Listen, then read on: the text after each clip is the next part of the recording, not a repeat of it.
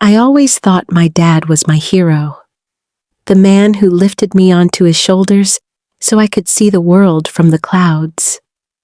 The man who chased away the shadows under my bed and made me laugh so hard my ribs hurt.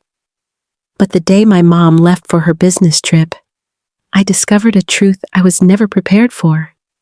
Even heroes can carry monsters inside them.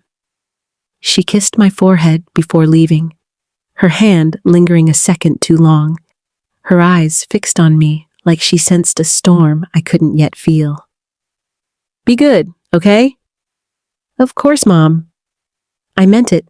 I believed the week ahead would be easy. Movies, late dinners, too much junk food. Just Dad and me. But the moment the door clicked shut behind her, the atmosphere shifted. Subtle, sharp, wrong. Dad didn't smile, didn't tease, didn't even acknowledge me. He just sat at the table staring at his phone like I'd evaporated into thin air. I told myself he was exhausted. Work had been brutal lately. I tiptoed around him, giving space, avoiding anything that might spark annoyance. But while I set the table, I felt his eyes on me. Not warm, not fatherly, cold, like a draft crawling under my skin. "Why are you moving so slow?" he snapped. I froze mid-step. "What?" His fingers tightened around his phone. "You're dragging your feet. Don't be lazy." Lazy? I was just setting the table. The shock lodged in my throat, drying it out. I nodded quickly, speeding up, swallowing the confusion and fear rising inside me. Dinner was a graveyard of silence, so heavy it felt like it had weight. I heard everything. The ticking clock, the scrape of his fork, the loud pounding of my own heartbeat. "You're just like your mother," he muttered. My stomach knotted. "What do you mean?" His jaw flexed. "Forget it." But there was something in his face, tight, simmering, that warned me not to ask again. I picked at my food, appetite gone, which turned out to be a mistake. His hand struck the table, the sound detonating like a gunshot. "Why aren't you eating?" I'm not that hungry." So I cooked for nothing. "No, I'll eat. And I did, forcing down every bite even though it tasted like ash. He watched me the entire time, waiting, measuring, almost daring me to disobey. For the first time in my life, I felt afraid of my father. And that first night was only the beginning. By morning, the house felt different. Tight, suffocating, as if it had shrunk around me while I slept. I woke to heavy footsteps pounding down the hallway. Panic jolted me upright. Was he angry again? What had I done? What could I possibly have done? The door slammed open. "Why are you still in bed?" His voice cut through the room like a blade. It's Saturday," I whispered. His lip curled, twisted into something unfamiliar. "So that means you get to be lazy?" My mouth opened, but no explanation formed. The man standing in my doorway looked like my father, but the warmth, the softness I grew up with, was gone. This wasn't my dad. This was someone else wearing his face. Not the dad I knew. Not the man who used to carry me to bed when I fell asleep on the couch. This version of him felt hollowed out. "I want this house cleaned," he barked, his voice cracking through the room like a whip. "Kitchen, bathrooms, floors, and when you're done, you'll make breakfast." A hard lump formed in my throat. "Mom never—" His hand slammed against the doorframe, the sound exploding through my chest. I flinched. "I don't care what your mom does," he growled. "I'm in charge now." My fingers dug into the blanket, grounding myself against the rising panic. Dad had always been strict. He had rules, expectations. But this was something else entirely. Something darker. Still, I didn't argue. I couldn't. I slipped out of bed and began cleaning. Every time I passed by him, unease twisted tighter in my stomach. He didn't just watch me, he tracked me, eyes following every movement like a predator studying prey. I scrubbed the floors until my hands throbbed, washed dishes until my fingers pruned, wiped surfaces until my arms shook. But nothing satisfied him. You missed a spot. Why are you so slow? Can't you do anything right? Each word carved a deeper wound than the last. This was the man who once lifted me high so I could see the fireworks. The man who chased away the monsters under my bed. The man who always said, "It's okay, buddy. I've got you." But the day Mom left for her trip, I learned a truth I had never imagined. Even the strongest heroes can cast the darkest shadows. I remembered that morning so clearly it hurt. Mom had kissed my forehead, suitcase in hand, her gaze lingering on me like she was memorizing my face. "Be good, okay?" she whispered. I nodded, smiling as if everything was normal. But deep down, something already felt off. The silence that followed her exit was too still, too sharp.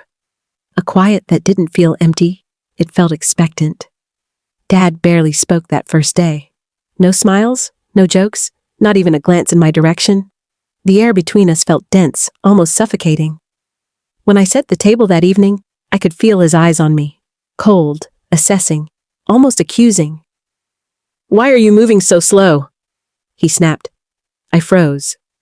I'm not. Don't be lazy. Lazy. The word hit me harder than it should have. My father had never spoken to me like that in my entire life. Dinner was silent, heavy, oppressive. The ticking clock sounded like a hammer. His fork scraped like nails on metal. My heartbeat thudded loud enough to drown everything else. Then, without lifting his head, he muttered, "You're just like your mother."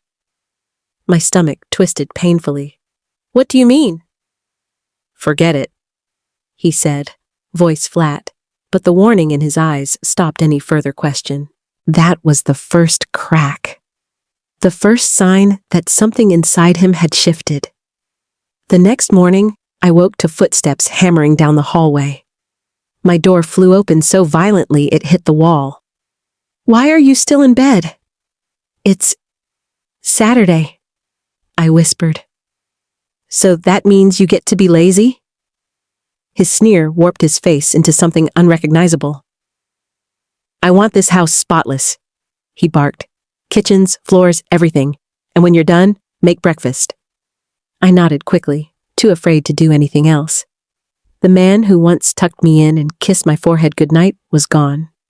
In his place stood a stranger, cold, demanding, unpredictable.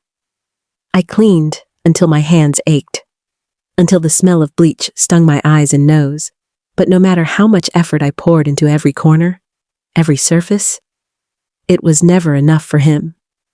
"You missed a spot. Do you ever do anything right?" Each sentence felt less like criticism and more like a blow meant to bruise the parts of me he couldn't physically reach. So when he finally called me over, his voice eerily calm, I knew something was wrong. He reached into his pocket and pulled out my phone. My phone.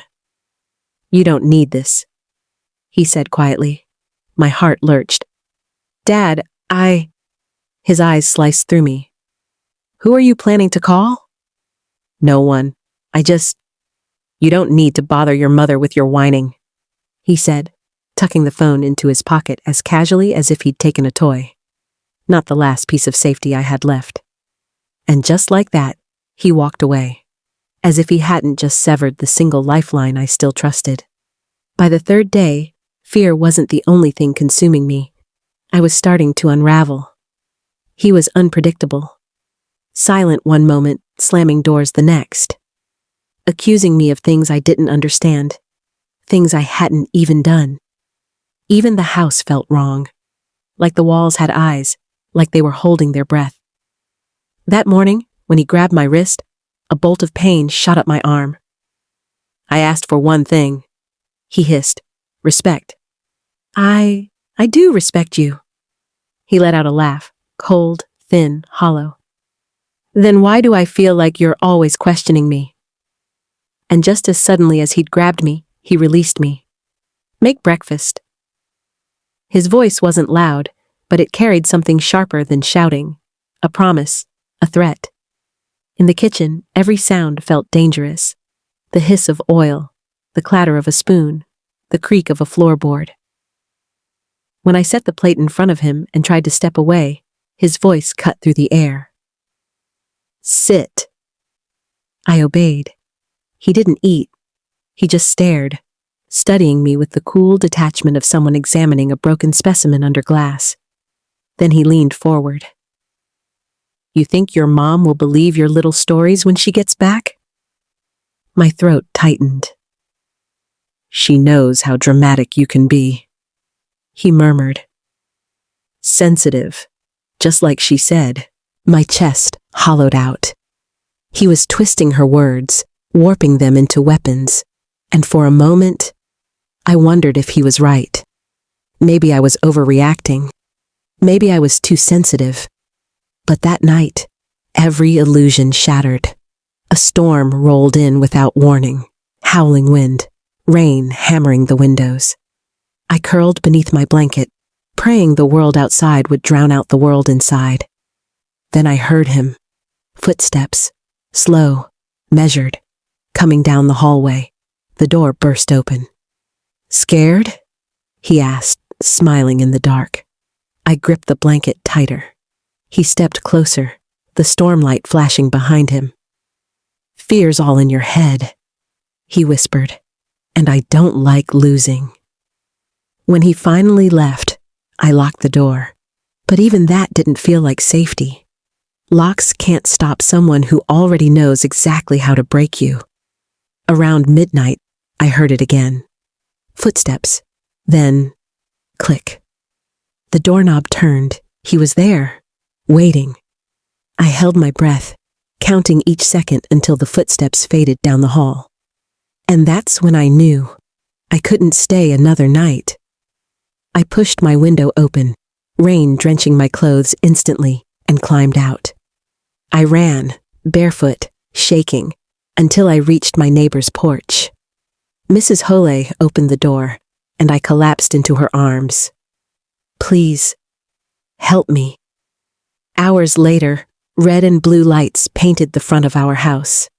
My father stood in the doorway, pretending confusion, pretending innocence. But this time, I wasn't powerless. I had proof. My old tablet, long forgotten under my bed, had recorded everything. Every moment he tried to force my door open, every threat, every attempt to break through.